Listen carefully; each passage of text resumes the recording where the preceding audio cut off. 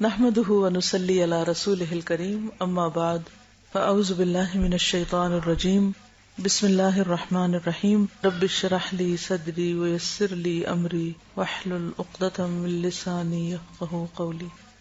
ایک حدیث ہے صحیح الجامع کی، اس میں آتا ہے افضل ایام الدنیا ایام العشر، یعنی عشر ذی الحجہ، دنیا کے سب سے افضل دن 10 دن ہیں۔ افضل ایام الدنیا ایام العشر یعنی عشر ذی الحجہ۔ اس میں چونکہ لکھی ہوئی نہیں تو اس لیے میں آپ کو کوٹ کر رہی ہوں۔ میننگ یہ جو پہلی 2 حدیثیں ان میں موجود ہے۔ رمضان میں آخری 10 راتوں کا ہم بہت اہتمام کرتے ہیں، آخری عشرہ جو ہوتا ہے تو وہ بھی بہت فضیلت والی، کیونکہ ان میں سے ایک کیا ہے؟ لیلۃ القدر، اور لیلۃ القدر خیر من 1000 شہر، 1000 مہینوں سے زیادہ بہتر ہے۔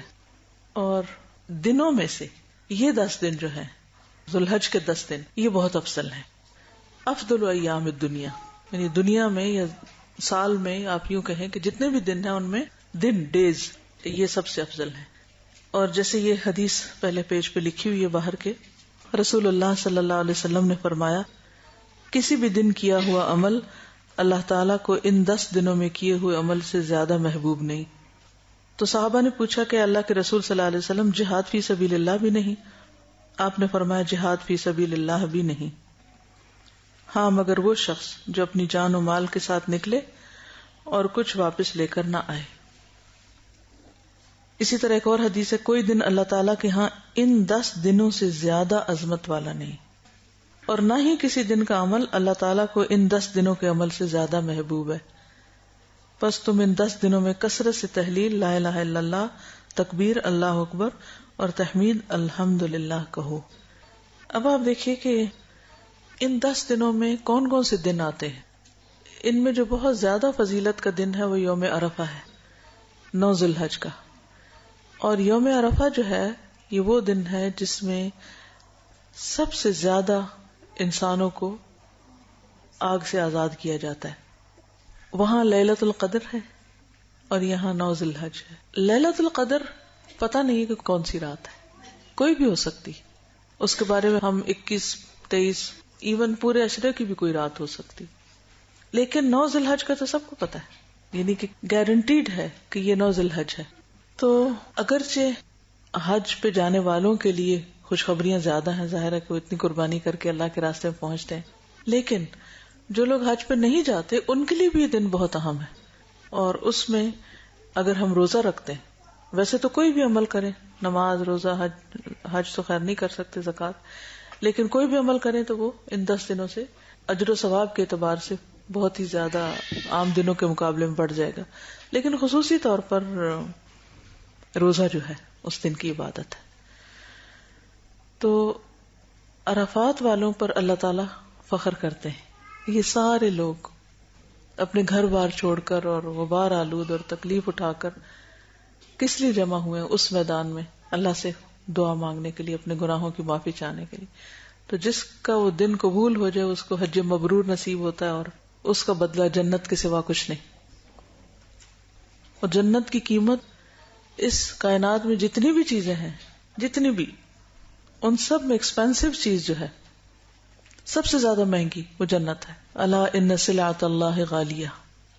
تو اگر انسان دنیا میں تھوڑا مال اور اپنا وقت اور اپنی انرجی لگا کر وہاں پر پہنچتا ہے اور اللہ تعالی کی طرف سے اس کے بدلے میں جنت مل جاتی، تو میں سمجھتی ہوں کہ یہ تو کچھ بھی نہیں جو انسان کر رہا ہے۔ کئی لوگ بڑے شکوہ کرتے ہیں کہ حج میں یہ مشکل ہوتی ہے، لیکن میں سمجھتی ہوں کہ جتنا بھی شکر ادا کریں اتنا ہی کم ہے۔ تو حج مبرور کا بدلہ جنت کے سوا۔ تو چونکہ اس مہینے میں بھی ایک فریضہ ادا ہوتا ہے اور وہ 9 ذی الحج کو ہی ہوتا ہے، وہی دن ہے جو روزے کا دن ہے، وہی دن گناہوں کی معافی کا دن ہے، تو اس لیے اس عشرے کی اہمیت بہت زیادہ ہے۔ پھر یوم النحر جو ہے اس دن سب سے زیادہ پسندیدہ عمل روزہ رکھنا نہیں ہے، کیا ہے؟ قربانی کرنا، جانور قربان کرنا، یعنی صدقے کی ایک بہترین قسم۔ صدقہ مختلف طریقوں سے ہوتا ہے، لیکن جان قربان کرنا اللہ کے راستے میں یہ ایک بہترین صدقہ ہے، تو وہ دن بھی اسی میں ہے۔ پھر اسی طرح حاجیوں کے لیے یوم تربیہ 8ویں ذوالحج، جب سارے لوگ جا رہے ہوتے ہیں منا کی طرف. پھر یوم النحر کے بعد اگلے 3 دن ہیں وہ ایام تشریق کہلاتے ہیں. ان میں بھی تکبیرات پڑھتے رہنا چاہیے اور کثرت سے اللہ کا ذکر کرتے رہنا چاہیے. اس لیے اگلے 10 دن جو ہیں یہ آپ سمجھے کہ پورے سال کی کمائی کے دن ہیں. اور ان میں روٹین میں جو آپ کام کرتے ہیں، مثلاً اگر آپ تہجد پڑھتے ہیں تو آپ کیا کریں گے، اس میں مزید کیا اضافہ کر سکتے ہیں، آپ ہی بتائیے.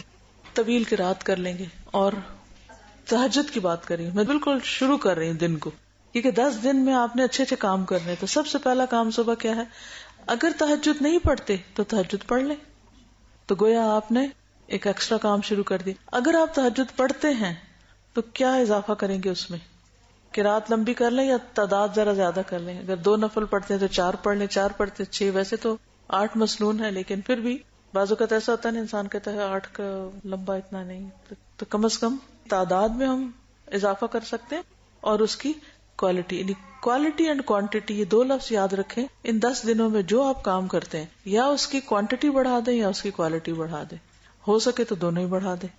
اگر ہم نے ان 10 دنوں میں پریکٹس کی تو انشاءاللہ کیا ہوگا کہ بعد میں بھی اس کے کچھ اثرات رہ جائیں گے. ہمیں نہیں معلوم کہ اگلے سال یہ 10 دن کہاں اور کیسے نصیب ہوتے ہیں. اور اس میں مشکل یہ ہے کہ ہمارے ہاں لوگوں کو پتہ ہی نہیں ہے. آخری عشرے کا سب کو پتہ ہے رمضان کے، لیکن ان 10 دنوں کے بارے میں عموماً ہم غفلت کا شکار ہیں. تو اس لیے صرف خود ہی نہیں نیکی کرنی، اوروں تک بھی پیغام پہنچانا ہے.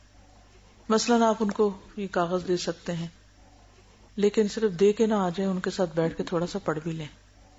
یہاں کچھ کاموں کی چیک لسٹ بنائی گئی ہے، اور یہ چیک لسٹ اس طرح بنائی گئی ہے کہ آپ اس کاغذ کو پھر سیدھا کر کے جا کے گھر میں فرش پہ لگا دیں، کسی بورڈ پہ لگا دیں، کہیں بھی لگا دیں تاکہ آپ کو یاد رہے. تو اس میں جیسے تہجد کی بات ہوئی تو تہجد اگر پڑھتے ہیں تو طویل قرات کریں. پھر اسی طرح اگر دہا کے نفل نہیں پڑھتے آپ تو ان کو پڑھ لیں، اشراق یا چاشت. اور یہ 2 نفل جو ہیں یہ اتنے کام کے ہیں کہ سارے دن کے معاملات کو درست کرنے والے ہیں. یعنی ان نوافل کا فائدہ یہ ہے کہ انسان کے وقت میں برکت ہو جاتی. زیادہ سے ہم 2 نفل کتنی دیر میں پڑھتے ہیں؟ 5 منٹ میں. میرا نہیں خیال ہم 5 منٹ سے زیادہ لگاتے ہیں، اس سے کم لگتا ہے. اگر ہم اپنے آپ سے پوچھیں کیا میرے پاس واقعی 5 منٹ کوئی نہیں؟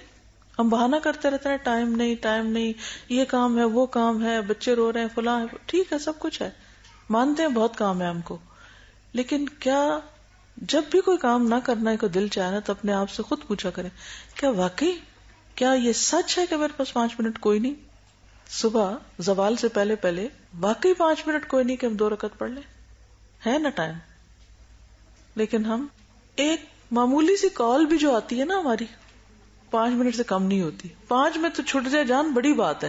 وہ تو جو شروع ہوتا ہے پھر ختم نہیں ہوتے، لوگ انہی باتوں کو دہراتے رہتے ہیں. یہ نفس کا دھوکہ ہے، اور نفس ایسے دھوکے دیتا ہے، ایسے دھوکے دیتا ہے کہ ہمیں خود بھی پتہ نہیں چلتا.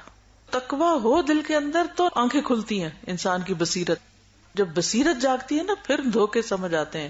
یہ تو خود کو دھوکہ دے رہے ہیں. جیسے منافقین کے بارے میں قرآن مجید کے شروع میں آتا ہے نا کہ یخادعون اللہ والذین آمنوا وما یخدعون الا انفسهم. اصل بات ہے کہ خود کو دھوکہ دے رہے ہیں. وما یشعرون، پتہ ہی نہیں چلتا. تو جس دن اپنے گناہ نظر آنے لگے، اپنی غلطیاں نظر آنے لگی، اپنی برائیوں پر نظر پڑ گئی، سمجھ دل کی آنکھیں کھل گئی. کوئی بہانہ کر لیتے ہیں جیسے دوسروں سے کرتے ہیں، اپنے آپ سے بھی کرتے ہیں. اچھا ایک بات یاد رکھیے کہ یہ صرف اللہ کی توفیق سے ہوتا ہے. اللہ تعالیٰ طریقے سجھا دیتا ہے، تسلی دل کو دے دیتا ہے اور توفیق دے دیتا ہے. آپ کی آنکھ کھل جائے گی اگر آپ سچے ہو گئے نا اور تڑپ کے مانگا نا اللہ سے. دیکھنا تو صحیح، اللہ تعالیٰ غیب سے مدد کرے گا اور کھل جائے گی آپ کی آنکھ.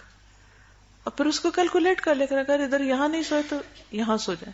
میں سب کے ساتھ اپنا ایکسپیرینس شیئر کرتی ہوں کہ آپ لوگوں کو فائدہ ہو، ورنہ ان باتوں سے کچھ غرض نہیں. کہ میں آج صبح اپنے بیٹے کو بھی یہی بات سمجھا رہی تھی، کیونکہ مجھے دیکھتا رہتا جو بھی میں کرتی ہوں. میں کہتی ہوں بیٹا میں دیکھو، میں ایک دن میں 2 دن بناتی ہوں. میں اپنی زندگی کو ایک دن کو 2 دن کنسیڈر کرتی ہوں. کہتے کیسے؟ میں نے کہا کہ جیسے میں اٹھتی ہوں نا 4 بجے، تو 4 سے لے کے 12 بجے تک میرے 8 گھنٹے ہوتے ہیں. اس میں درمیان میں الحمدللہ جو اللہ توفیق دیتا ہے، جو بھی روٹین کے کام ہیں پڑھنے کے لکھنے کے، ہر ایک کی اپنی اپنی روٹین ہے نا. پھر 12 بجے میں 5-10 منٹ کا قیلولہ کرتی ہوں. کبھی 5 منٹ ہوتے ہیں، کبھی 7، کبھی 10، 15 تک میں نہیں جا سکتی، ٹائم نہیں ہوتا. لیکن اس وقت میں خاموش لیٹ جاتی ہوں. اور جس وقت میں اٹھتی ہوں، اور میں سنت سمجھ کے کرتی ہوں، جس وقت میں اٹھتی ہوں، بلیو می، میرے اندر عجیب طرح کی انرجی ہوتی ہے، اور مجھے لگتا ہے کہ واقعی میرا دوسرا دن اب شروع ہو گیا. اٹھتی ہوں، پھر اس کے بعد میں ظہر کی نماز اول ترین وقت میں پڑھتی ہوں، اور الحمدللہ اس کے بعد پھر چل پھر میٹنگز کا سلسلہ شروع ہو جاتا ہے پڑھانے. اس کے بعد میں کلاس لیتی ہوں، پھر میٹنگز کرتے کرتے کرتے رات 8 بجے تک. اللہ کا شکر ہے کہ مجھے ایک اور دن مل جاتا ہے. 2 دن ہو گئے نا.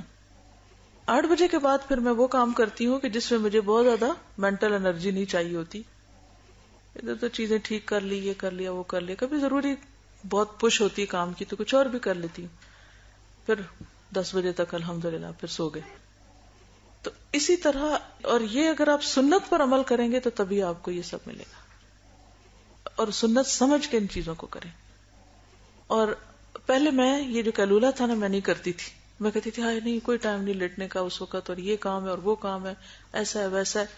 لیکن اس سے نتیجہ کیا ہوتا تھا کہ پھر میرا تھوڑی دیر کے بعد 2-3 بجے میری حالت خراب ہو جاتی.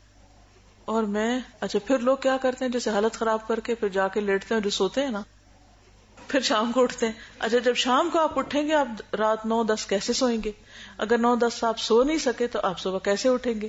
سارے سائیکل خراب کر دیا نا آپ نے، ہر چیز ڈسٹرب کر دی. کیا واقعی 10 بجے ہم نہیں سو سکتے؟ سو سکتے ہیں اگر ہم تھوڑا اپنا پلان کر لیں. 10 بجے سو سکتے ہیں. ٹھیک ہے، کچھ گھروں میں روٹین، سارا گھر نہیں سو رہا تو ہم کیسے سوئیں؟ یہ بہت بڑی مشکل ہے. لیکن اگر اللہ سے دعا کرتے جائیں گے نا تو اللہ تعالیٰ ایسے کرتے کرتے کرتے راستہ بن جائے گا. اب آپ دیکھیں کہ جب 10 بجے سونے کی آپ کو عادت ہو گئی نا، آپ کہیں سے بھی جا کے پڑھ لیں. جو نیند کے ٹائمنگز ہے نا، وہ جو رات کے پہلے حصے کی نیند ہے وہ اتنی کارآمد ہے کہ اگر آپ اس سے دگنا بھی رات کے دوسرے حصے میں سوئیں گے تو وہ جب رات کا تیسرا پیر یا آخری پیر شروع ہوتا ہے جو سحر کے قریب ہوتا ہے، اس وقت ہماری باڈی جو ہے نا اس کو جاگنا چاہیے. اللہ نے پروگرامنگ اس طرح کی ہے. لیکن ہم اس وقت وہ نفس کی غفلت کی وجہ سے سونے کی کرتے ہیں. پھر کیا ہوتا ہے کہ فجر کے وقت بعض اوقات پھر کہتے ہیں ہم آنکھ نہیں کھلی، پھر اس کے بعد پھر دوبارہ وہاں یعنی دن کا آغاز ہی ایسے ایک تھکاوٹ سے کرتے ہیں. تو اگر کسی وجہ سے مثلاً نہیں 10 بجے سو سکتے، ایک مثال ہے، اور آپ کو اپنا اسکیجول آگے کرنا پڑے کیونکہ آپ کے ہاتھ میں نہیں، کوئی خواتین کے بہت سے ایشوز ایسے ہوتے ہیں، مثلا بچوں کو اسکول جانا ہے، کچھ اور 100 کام ہے، یا ان کے ہوم ورک کرانے، یا کوئی مہمان آ گئے، یا گھر میں کوئی بوڑھا بزرگ ہے اس کی خدمت ہے، کوئی بیمار ہے، 100 چیزیں ہیں زندگی میں. اب اس میں آپ کے ہاتھ میں نہیں ہے کنٹرول. کبھی تو ہوتا ہے کہ آپ ساری چیزیں آپ کی مرضی کی، کبھی نہیں بھی ہوتا. تو اس کو پھر آپ کیا کریں کہ اس کو شفٹ کر لیں نا تھوڑا آگے. اٹھنے کا ٹائم وہی کر لیں اپنا، اور پھر اس کے بعد جب بچوں وغیرہ کو بھیج لیں تو ارلی قیلولہ کر لیں. اگر آپ نے گھنٹہ لیٹ سوئے ہیں رات کو تو وہ آپ اس وقت گھنٹہ لے لیں. ہر ایک کے حالات فرق ہیں، اپنے اسکیجول کو اس کے مطابق سیٹ کر لیں. لیکن آپ سمجھتے اس وقت بھی نہیں ہو سکتا تو پھر کسی اور وقت میں سے لیں. لیکن کوشش کریں کہ دن کے پچھلے پیر لمبی نیند نہ قطن سوئیں، اس سے رات کی نیند لازم ڈسٹرب ہوتی ہے. میکسیمم اگر آپ نے سونا بھی ہے 15 سے 20 منٹ، آدھے گھنٹے سے تو اوپر قطن نہ جائیں. اور یہ پاور نیپ کہلاتی ہے، یہ جو قیلولہ ہوتا ہے آپ آزما کے دیکھیں کہ یہ آپ کو لازمی انرجی دے گی. بعض اوقات یہ ہوتا ہے کہ ہم لوگوں کے ذہن پہ اتنا سٹریس ہوتا ہے، اتنی پریشانی ہے، نیند نہیں آتی نا. پھر اس میں اپنے مزاج کو ٹیسٹ کریں کہ کون سی چیز ہے جس سے جو مجھے سونے میں مدد دیتی ہے.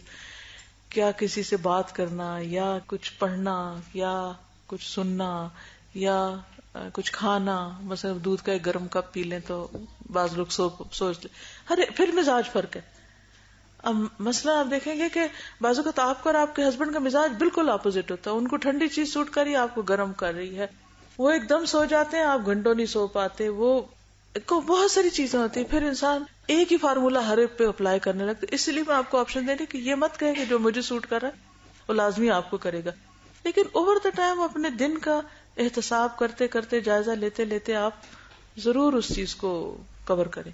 تو اگر آپ ان 10 دنوں میں تہجد کے عادی ہو گئے تو آپ سمجھیں کہ آپ نے اللہ کے فضل سے اس 10 دن سے فائدہ اٹھا لیا. پھر یہ ہے کہ ایک اور چھوٹا سا جیسے کوالٹی بڑھانے والی بات کی خشوع و خضوع سے نماز کی طرف توجہ کرے. اس میں سب سے بہتر طریقہ یہ ہے کہ جیسے پہلے بھی میں نے شاید آپ سے بات کی تھی کہ حال میں جئیں. اس وقت کیا ہو رہا ہے؟ یعنی اس وقت میں نماز میں کھڑی ہوں تو مجھے اور باتوں کی نہیں ضرورت. اس وقت میں نماز میں ہوں, اپنے آپ کو ریئلائز کرائے گا. کسی انسان سے بات کر رہے ہیں تو کہیں کہ میں اس وقت اس سے بات کری, یہ میرا اس وقت یہ کام ہے, چھوڑیں دوسرے کاموں کو. اچھا ہم عورتوں کی عادت کیا ہوتی ہے, کام ایک کر رہے ہیں دھیان کہیں اور. اس عادت سے نکلنا بڑا ضروری ہے. وہ اگلی پچھلی پریشانیاں لے کے تو اپنے آپ کو سٹریس میں رکھتے ہیں. کیا ضرورت ہے, اس وقت میں جو کر رہی ہوں نا اللہ کا ذکر کروں اور ساتھ ہی کام کروں, کھانا بنا رہی ہوں, کچھ بھی جو بھی کام کرنا حال میں جیے, live in present. جیسے میں نماز کے لیے کھڑی ہوتی ہوں نا تو پھر میں اس کو ہلکا ہلکا دل میں جیسے بول کے پڑھتے ہیں نا نماز کو, ہلکا ہلکا ہلکا ہلکا اس طرح کر کے. اچھا یہ میں نے صرف نماز میں نہیں پریکٹس کی, میں نے اور چیزوں میں بھی کرنی شروع کی ہے. جیسے میں ریڈنگ کرتی تھی نا, پڑھنا کلاس میں پڑھانا ہے تو اس سے پہلے جو بھی پڑھنا, اچھا پڑھ رہی ہوں, پورا واقعہ پڑھ لیا ہے, سمجھ نہیں آیا ہے, پھر میں اپنے آپ کو کوستی کیوں نہیں سمجھ آیا, کیونکہ میں یہ سوچ رہی تھی. کیا ضرورت ہے یہ سوچنے کی, اپنے آپ کو ڈانٹے بھی تھوڑا. اچھا پھر چلو دوبارہ پڑھو, پھر نگاہیں نہیں اٹک رہی, کوئی اور کام یاد آ رہا ہے, نو اونچا پڑھو, اپنے آپ کو خود بچہ بنا کے مخاطب کریں. تو انشاءاللہ آپ دیکھیں گے کہ جس طرح نفس کا دھوکہ ہوتا ہے تو اسی طرح نفس کا ایک بچہ ہوتا ہے, یعنی ایک بچہ بھی ہوتا ہے انسان کے اندر, تو اس کو نا ہر وقت ڈانٹنا پڑتا ہے, سیدھے ہو جاؤ, اب ایسے کرو, اب ایسے کرو. تو ڈفرنٹ ٹیکنیکس کو آزماتے رہیں. انسان قبر تک جو سیکھنے والی بات ہے نا وہ اسی لیے ہے کہ ہم بہت کچھ کتابوں سے سیکھتے ہیں, بہت کچھ دوستوں سے سیکھتے ہیں, بہت کچھ تجربوں سے سیکھتے ہیں, اور بہت کچھ اپنے آپ سے بھی سیکھتے ہیں, اپنی غلطیاں کر کر اپنے گناہوں کو روک. نہیں آنکھیں بالکل سونے والی تو نہ کریں, لیکن ایسی اتنی سی دیکھیں, اتنی سی آنکھیں کہ جس سے آپ ادھر ادھر نہ دیکھیں لیکن آپ پوری بند نہ ہو. یعنی 100% بند نہ کریں لیکن 100% کھولے بھی نہ, اس طرح کے. ٹھیک ہے نا, کم دیکھ لیں. ٹھیک ہے, اگر آپ کو یہ فارمولا سوٹ کرتا ہے تو ضرور اس کو اپنائیں.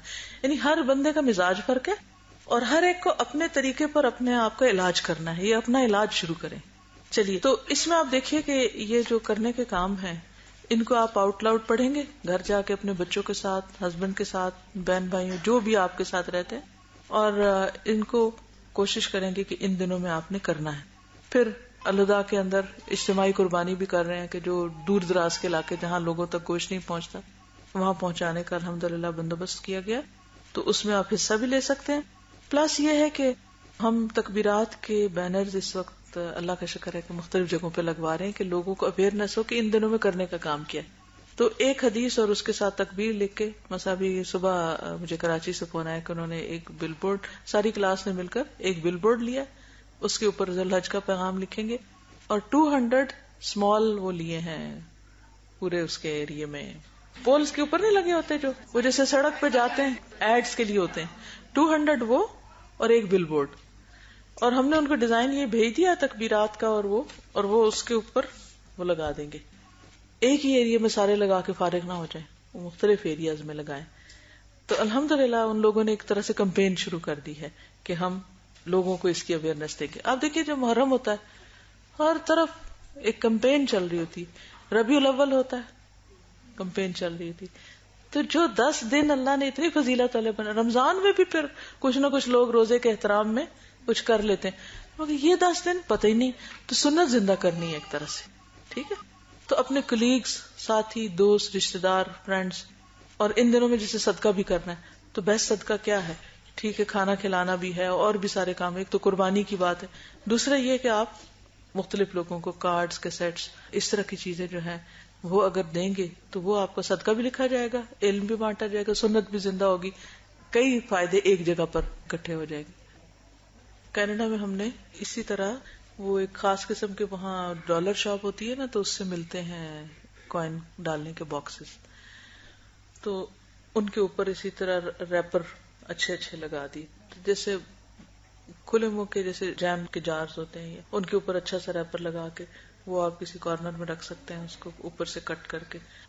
تو انشاءاللہ تعالی وہ تو خیر صدقہ اس طرح ہو گیا, لیکن اس مہینے کا بیسٹ صدقہ جو ہے نا قربانی ہے. اور ایک قربانی سارے گھر والوں کی طرف سے بھی کافی ہو جاتی ہے. نبی صلی اللہ علیہ وسلم نے 100 اونٹ قربان کیے تھے حجۃ الوداع کے موقع پر. 100 اونٹ. ایک اونٹ بھی کبھی قربان ہوتے دیکھیں تو 100 گزرتے ہم سوچ رہے ہیں کہ اس دفعہ الوداع میں کم از کم ایک اونٹ ذبح کریں اور بچوں کو انوائٹ کریں کہ آ کے دیکھیں کہ اونٹ کیسے ذبح ہوتا ہے اور پھر اس کا گوشت جو ہے وہ کھا کے دیکھیں. کیونکہ سب سے افضل قربانی جو ہے وہ اونٹ کی قربانی ہے. کیونکہ قرآن پاک میں آتا نا فَصَلِّ لِرَبِّكَ وَانْحَرْ, تو ہم ہمیشہ اردو ترجمہ کر لیتے ہیں اور قربانی کر, اور پھر بکری کی قربانی کر کے ہم سمجھتے ہیں ونہر ہو گیا. نہر جو ہے وہ اونٹ کی قربانی کے لیے لفظ استعمال ہوتا ہے. ٹھیک ہے. اور دوسروں کے لیے کیا ہوتا ہے؟ ذبح. نیت شامل کر لیں, اللہ تعالیٰ کے خزانے وسیع ہیں, سب کی نیت کر لیں. چلیں کرنے کے کام میں نمازوں کی کوالٹی اور کوانٹٹی دونوں کی طرف. روزہ 9 ذوالحج کا روزہ رکھ لیں, 9 دن کے رکھ لیں, 10ویں دن نہیں رکھنا. اس دن کھانا پینا جو ہے وہ ثواب ہے. ایام تشریق کے بارے میں بھی آتا ہے کہ یہ دن کھانے پینے اور اللہ کے ذکر کے ہیں. پھر قضاء شدہ روزے جو ہیں ان کی قضاء بھی رکھ سکتے ہیں, تو ان دنوں میں رکھنے کا زیادہ ثواب ہوگا. پھر قرآن مجید جو ہے اس کی بھی بکثرت تلاوت, پہلے سے کوانٹٹی اور یا کوالٹی دونوں میں کچھ نہ کچھ اضافہ کر لیں. کوئی نئی سورت حفظ کریں ان دنوں میں, جو حفظ کیا ہوا اس کو ریوائز کرنے کی کریں کوشش. ہم پتہ کہ رینڈم حفظ کر رہے تھے, یہاں سے حفظ کر لیا, وہاں سے کر لیا, وہاں سے کر لیا, پھر یاد نہیں رہتا کہاں سے کیا ہوا ہے. تو میں سوچ رہی تھی کہ ایک لسٹ بنا لیتی ہوں کہ کہاں سے میں نے حفظ کیا ہوا ہے, اور پھر اپنے آپ کو ٹیسٹ کرتی ہوں کہ کون سا یاد ہے اور کون سا اتنے دنوں سے پڑھنا ہی بھولے ہوئے. آج جیسے میں صبح سورۃ نور پڑھ رہی تھی تو میں نے کہا مجھے تو یہ یاد تھا یہ حصہ, تو کتنی دنوں میں نے نماز میں پڑھا ہی کوئی نہیں اس کو. ایسا ہو جاتا ہے نا, ہم خود ہی بھولے ہوئے ہوتے ہیں اپنے کام. تو ان ساروں کی لسٹ بنا لیں کہ مجھے کتنی صورتیں یاد ہیں, تو ان میں سے ایک چاہے 3 آیتیں یاد کریں اور اس دفعہ کر لیں, مزید کہیں سے بھی کر لیں. پھر اس کے بعد یہ ہے کہ اپنے لفظی ترجمے کی دہرائی کر سکتے ہیں اگر آپ نے قرآن پاک پڑھا. پھر ذکر اور دعا ہے, مختلف اذکار کی یہاں بات کی گئی, لیکن سب سے بہترین تحلیل, تکبیر اور تحمید ہے جس کا یہاں پر ذکر کیا گیا. لا الہ الا اللہ, اللہ اکبر, الحمدللہ. پھر آپ یہ بھی کر سکتے ہیں کہ تکبیرات کی کیسٹ لے کے گھر میں 3-4 دفعہ پلے کر دیں. اگر کیسٹ نہیں ہے تو یوٹیوب پہ جا کے کمپیوٹر پر ان کو ڈاؤن لوڈ کر لیں تکبیرات کو, اور وہ 1 دفعہ آن کر دیں اس کو, صبح میں, دوپہر میں, شام میں. کیونکہ ہوگا صبح کرنے کا فائدہ ہوگا کہ 1 دفعہ جب سنیں گے نا تو وہ پھر منہ پہ چڑھ جائیں گی, پھر دن میں کئی دفعہ خود ہی دہراتے رہیں گے آپ. پھر اسی طرح یہ کہ زکوٰۃ وغیرہ کی, صدقہ, والدین, رشتہ داروں وغیرہ کو اس میں یاد رکھیں. خدمت خلق کے بھی کوئی نہ کوئی کام ضرور کریں, اور عید اور قربانی کی سنتیں بھی جانیں, اس کے بارے میں پڑھیں. کیونکہ قربانی تو ہم کر لیتے ہیں بعض اوقات, لیکن یہ نہیں پتا ہوتا کہ اس کی کیا تاریخ کیا ہے. تو یہ ایک کتاب ہے, اگر آپ لے سکیں اور پڑھ سکیں. ابراہیم علیہ السلام بحیثیت والد کتاب کا نام ہے, لیکن اس میں سارا قربانی کا بھی ذکر آ گیا. یہ ان کی پروفیسر ڈاکٹر فضل الہی صاحب کی کتاب ہے. اس میں آپ کو بہت ساری معلومات ملے گی کہ کس طرح انہوں نے بیٹے کی قربانی کا قصہ تو سب کو پتا ہے, لیکن اگر ہم تھوڑا سا اس کو دہرا لیں تو انشاءاللہ بہت فائدہ ہوگا. مثلا اس میں انہوں نے دیکھے کہ ایک بہت اچھا نقطہ نکالا ہے کہ بیٹے کو حکم دینے سے پہلے اس سے مشورہ کرنا. ہم کہتے ہیں بچے نا ہمارے آرڈر کرتے ہیں do this don't do this, تو بچوں سے بھی اگر آپ نے کچھ کہنا ہے نا تو پہلے انہیں کہیں کہ بچے اچھا یہ بتاؤ کہ کیا خیال ہے, کہ ہم یہ کام کر لیں یا یہ نہ کریں. تو اس سے کیا ہوگا کہ ایک بانڈنگ اور اسٹرانگ ہوگی. قرآن مجید میں آتا ہے نا حضرت ابراہیم علیہ السلام کے قدوہ کی پیروی کرنے کو کہا گیا حضور صلی اللہ علیہ وسلم کو, تو ہمیں بھی کرنی چاہیے. تو اس کے لیے یہ کتاب اچھی ہے. ایک ہوتا ہے کہ میں آپ کو چند کہانی, چند باتیں بتا دوں گی, اور ایک یہ کہ آپ کو راہ لگا دوں گی, آپ تھوڑا تھوڑا کر کے اس کو ان دنوں میں پڑھ لیں تو بہتر ہے. مجھے نہیں معلوم یہاں اویلیبل ہے یا نہیں, اگر نہیں تو کوئی اسٹال والا بیٹھا ہے تو اس کو ہے اویلیبل, الحمدللہ اس کو آپ کوشش کریں پڑھنے کی. اور پھر یہ ہے کہ متفرق نیک کام اور بھی اپنی لسٹ میں اضافہ کر لیں. پورے گھر کی طرف سے قربانی کی جا سکتی, دونوں طریقے سے ہو سکتا ہے, الگ الگ بھی کر سکتے ہیں, ہر بندے کا الگ حصہ بھی ہو سکتا ہے. لیکن اگر حیثیت نہیں تو پھر یہ کیا بات ہے ایک ہی سارا ثواب لے جائے, مثلاً باپ کر رہا ہے تو وہ بچوں بیوی سب کی نیت کر لے، یعنی پورے گھرانے کی نیت کر لے. دیکھیے کہ نبی صلی اللہ علیہ وسلم نے کیا کیا، 100 اونٹ بھی کیے. کیا آپ بہت زیادہ امیر تھے؟ نبی صلی اللہ علیہ وسلم کو بہت دولت تھی، لیکن جو آتا تھا وہ اللہ کی راہ میں دیتے تھے نا. تو آپ نے 100 بھی کیے، لیکن ساری بیویوں کی طرف سے گائے کی، ٹھیک ہے، ان کی طرف سے بھی کر دی. اب اگر 9 بیویاں تھیں آپ کی تو گائے میں تو 7 حصے ہوتے ہیں. تو اس سے کیا پتہ چلتا ہے کہ اگر حیثیت زیادہ ہے زیادہ کر لیں، کم ہے تو آپ کیا کر سکتے ہیں کہ یہ سارے گھرانے کی قربانی، ایسے بھی ہو سکتا ہے. اصل میں قربانی جو ہے نا، یہ اللہ کے قرب کا ذریعہ ہے، محبت کے اظہار کا ذریعہ ہے. اس کو ہم یہ جو صرف کیٹیگری کر لیتے ہیں نا، فرض سنت نفل کر کے، اس قسم کی بہت زیادہ تفصیلات نہیں ملتی. ٹھیک ہے، کیونکہ حضور صلی اللہ علیہ وسلم فرمایا کہ جس کے پاس استطاعت ہو اور پھر وہ قربانی نہ کرے وہ ہماری عیدگاہ میں نہ آئے، اس ہم سے کوئی تعلق نہیں اس کا. لیکن اگر استطاعت نہیں ہے، کر ہی نہیں سکتے، تو پھر کیا ہے، ایک کر کے سارے اس میں آ جائیں تاکہ نیکی میں شریک ہو جائے. ایک طرح تقویٰ کہتے ہیں اللہ کے ڈر کو، تقویٰ اللہ کا ڈر، جسے وہ آتا نا کہ اللہ کو خون اور گوشت نہیں پہنچتا بلکہ تمہارے دل کا تقویٰ، یعنی تمہارے دل میں اللہ کا ڈر کتنا ہے اور کس جذبے اور کس نیت اور کس شوق سے تم نے یہ قربانی کی ہے، کتنی محبت میں کی. اللہ کی محبت اور ڈر دونوں چیزوں کا جو احساس ہے نا اللہ کے لیے، وہ مانا ہے. اوکے، ہم نے ایک چھوٹی سی کتاب بنا رہے ہیں، اس میں ہم نے اسی طرح کی چیک لسٹ کے ساتھ نا ٹک کر کر کے 1 2 3 4 وہ اس کی وضاحت کر دی. وہ آئے گی تو اس کو ضرور آپ پڑھیے. لیکن جنرلی یہ ہے کہ جہاں دیکھنے سے آپ کے حیا، ایمان اور دل کی حالت میں فرق آ رہا ہے، وہاں سے اپنی نگاہ ہٹا لیجیے. یعنی جہاں اٹریکشن محسوس ہو مرد اور عورت کے بیچ میں، یا جس سے برے خیال دل میں آنے لگے، تو انسان اپنا ادھر نہ دیکھے دوبارہ. وہ میں نے سفارش کرنی تھی کہ ان کو روزہ رکھوا دی. جزاکم اللہ خیرا. اجازت. السلام علیکم ورحمۃ اللہ وبرکاتہ. اشہد ان لا الہ الا انت نستغفرک ونتوب